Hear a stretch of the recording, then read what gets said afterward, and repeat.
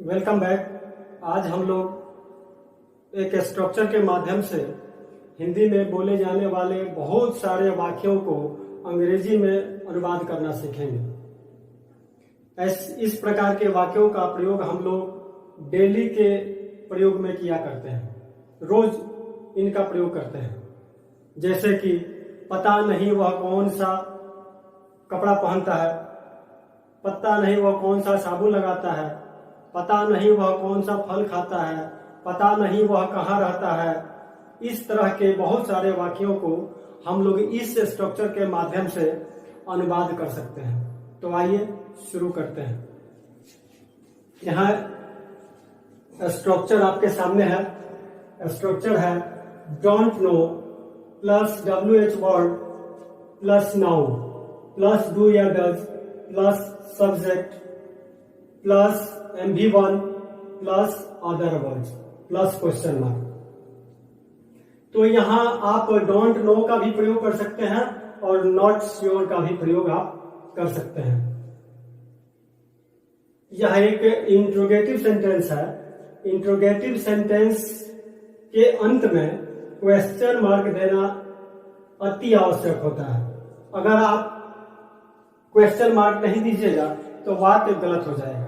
इसलिए कभी भी भूल कर भी आप लोग इंट्रोगेटिव वाक्यों में लास्ट में क्वेश्चन मार्क देना ना भूलें।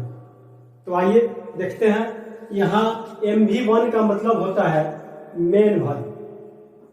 MV का मतलब हो गया मेन वर्ब और 1 का मतलब हो गया रूट वर्ब। रूट वर्ब यानी कि first form of the verb. तो आप लोगों ने अभी MV1 का मतलब समझ गए। MV1 का मतलब होता है M का मतलब हो गया मेन और V का मतलब हो गया वर्ब और 1 का मतलब हो गया रूट वर्ब, जो कि फर्स्ट फॉर्म होता है किसी भी वर्ब का। तो आइए वाक्यों को प्रयोग में करके हम देखते हैं। जैसे पता नहीं जी वह कौन सा किताब पढ़ता है। Don't know which book does he read. पता नहीं जी वह कौन सा कॉलेज में पढ़ता है।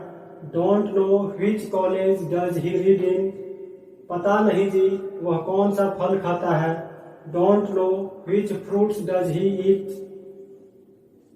पता नहीं जी वह कौन सा कविता पढ़ता है। Don't know which poem does he read. पता नहीं जी वह कौन सा गाना सुनता है। Don't know which song does he listen. पता नहीं वह कब पढ़ता है। Don't know when does he read. पता नहीं जी वह कहाँ रहता है। Don't know where does he live. पता नहीं जी वह कौन सा कार चलाती है। Don't know which car does she drive.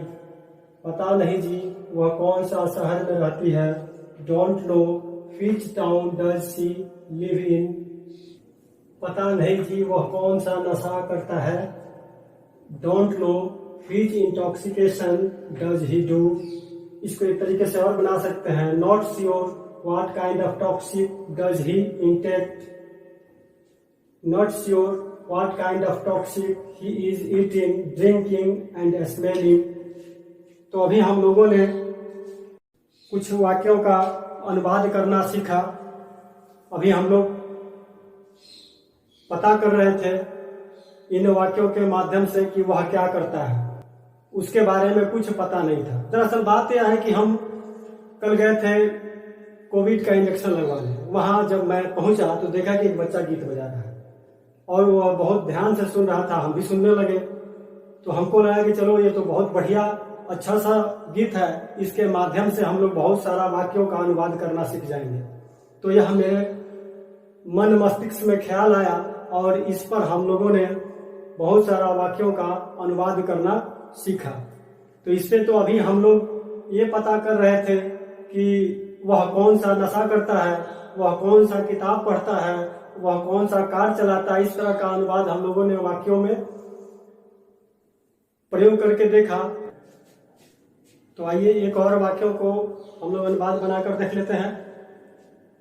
जैसे कि पता चला है जी इन दिनों उसका दोस्त हर एक से वफा करता है।